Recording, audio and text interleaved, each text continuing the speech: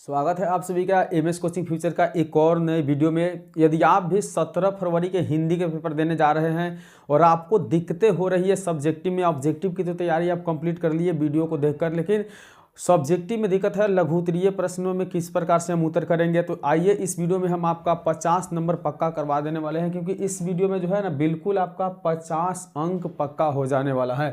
तो चलिए हम वीडियो को शुरू करते हैं। इस वीडियो को आप अंत तक जरूर देखिएगा। जितने भी विद्यार्थी हैं ना, जितने ही विद्यार्थी 17 फरवरी को हिंदी के पेपर देने जा रहे हैं, 17 फरवरी को हिंदी का पेपर यानी 10th परीक्षा 2025 में शामिल होने वाले हैं, तो बता दें कि यह जो है प्रथम पाली और द्वितीय पाली दोनों के लिए यह पेपर बनाया गया है। क्योंकि इसमें जो है बिल्कुल कंप्लीट आपको हिंदी का जो है प्रथम एवं द्वितीय पाली के लिए वायरल सब्जेक्टिव प्रश्न लेकर आया गया, जो पेपर में बिल्कुल छप गया है। तो इस वीडियो को कंप्लीट अगर देख लेते हैं तो आपका जो है ऑब्जेक्टिव जिस प्रकार से तैयारी हो गया है उस प्रकार से निश्चित रूप से आपका सब्जेक्टिव भी तैयारी हो जाएगा।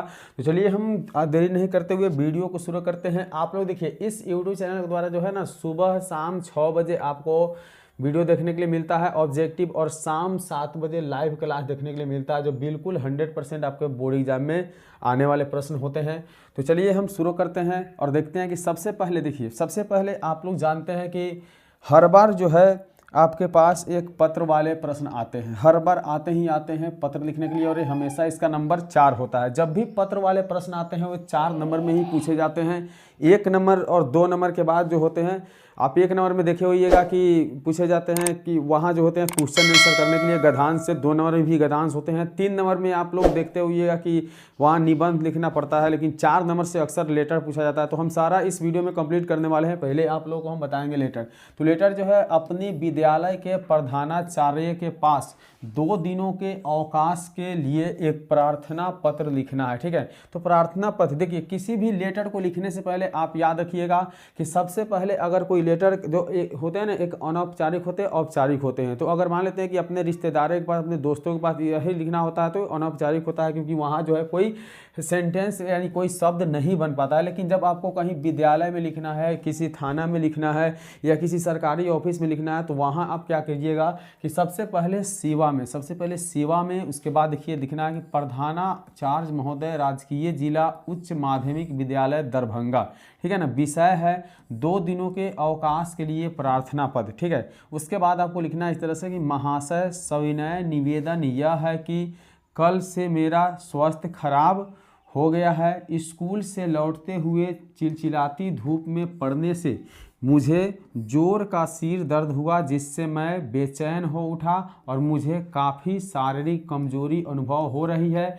मैं स्कूल आने की स्थिति में नहीं हूँ। डॉक्टर ने भी मुझे पूर्ण विराम का परामर्श दिया है। इस प्रकार से आपको महाशय लिखने के बाद इतना लिखना है। फिर नीचे से क्या करना है कि जहाँ आपका सेंटेंस वाक्य खत्म होता है उसके नीचे से आपको लिखना है कि कृपया मुझे 2 दिनों की अवकाश प्रदान करने की अनुग्रहित करें। और यहाँ जो देखिए आपका आज्ञाकारी शिष्य में अपना नाम, जैसे यहाँ ऋषभ कुमार लिखा हुआ है, वर्ग 10वीं, इस तरह से अपना नाम या किसी का भी नाम लिख सकते हैं। यहाँ देखिए सधन्यवाद के साथ आप तिथि भी दे सकते हैं नीचे, ठीक है। तो इस प्रकार से आप किसी भी प्रधानाचार्य के पास या किसी भी सरकारी ऑफिस में आप पत्र को लिख सकते हैं। और पत्र जो होते हैं ना हमेशा 5 अंक से पूछे जाते हैं, इस बात पे ध्यान देना है, ठीक है। तो चलिए हम बढ़ते हैं आगे। अब हम देखेंगे अगला जो है, अगला क्या है देखते हैं। चलिए अगला क्या है, 5 नंबर यहाँ से आपको कंप्लीट करना है पत्र से। चलिए आगे बढ़ते हैं। पत्र में होते हैं कि एक बार कभी कभी पत्र में अथवा यानी 4 में आपको देखने के लिए मिलेगा। अथवा में देखिए जो आप देख रहे हैं कि जैसे पत्र आता है ना तो अथवा में भी एक रहता है। तो एक अथवा में जो होते हैं संवाद होते हैं या नोटिस भी हो जाते हैं कभी कभी। तो देखिए यहाँ जो आप देख रहे हैं कि 4 के अथवा से आपको पुस्तक मांगते हुए 2 छात्रों के बीच का संवाद लिखना है।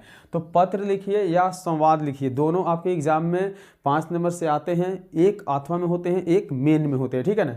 तो जैसे ही क्या करना है कि अगर आपको संवाद लिखना हो तो वहाँ किसी 2 लोगों के बीच यानी 2 विद्यार्थी यहाँ किताब पुस्तक मांगनी है, तो 2 विद्यार्थियों के बीच में संवाद लिखना होगा, यानी दोनों एक दूसरे से क्या करेंगे, बात करेंगे। तो इस प्रकार से आप संवाद को लिख सकते हैं। आप किसी का भी नाम यूज कर सकते हैं संवाद को लिखते समय। जैसे देखिए यहाँ पहला नाम सुमित लिया गया है। सुमित जो है अपने भाई अमित कैसे हो, मतलब सुमित भाई अपने अमित से बोला, सुमित जो है अमित से बोला कि भाई अमित कैसे हो। तो अमित ने पुनः उसको जवाब दिया कि अच्छा हूँ, तुम कैसे हो। यानी जैसे सुमित ने कहा कि भाई अमित तुम कैसे हो, तो अमित ने कहा कि मैं अच्छा हूँ, यानी अच्छा हूँ, तुम कैसे हो। तो फिर सुमित क्या करता है, यानी संवाद एक तरह से होता है कि जैसे हम लोग अभी फ़ोन से, मोबाइल से, डिजिटल ज़माना हो गया है, एक दूसरे से बात करते हैं दोस्तों से, वही चीज़ इसे यहाँ जो है ना लिख के बताना होता है। तो सुमित बोला कि बिल्कुल ठीक हूँ अमित, मुझे एक दिन के लिए तुम्हारे गणित की पुस्तक चाहिए।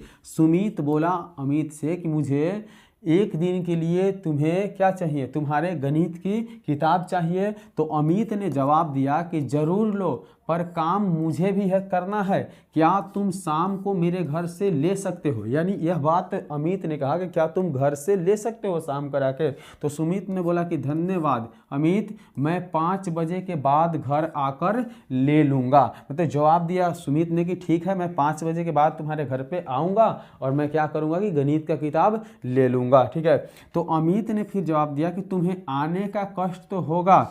तो सुमित बोला फिर कि अरे भाई, तुम्हारे घर आना मुझे अच्छा लगता है, फिर तुम पुस्तक देकर मुझ पर कृपा कर रहे हो। तो इस बात को सुनकर अमित ने फिर क्या बोला कि भाई सुमित, छोटी सी बात है कि के लिए इतने बड़े शब्द ना भाई यह ना कहो। मतलब अमित ने कहा कि भाई सुमित, तुम इतने जो है ना, तुम इतनी छोटी सी बात के लिए इतने बड़े शब्द क्यों बोल रहे हो, ऐसा मत बोला करो, ठीक है ना। तो फिर सुमित ने कहा कि सुमित बोला कि चलिए धन्यवाद अमित।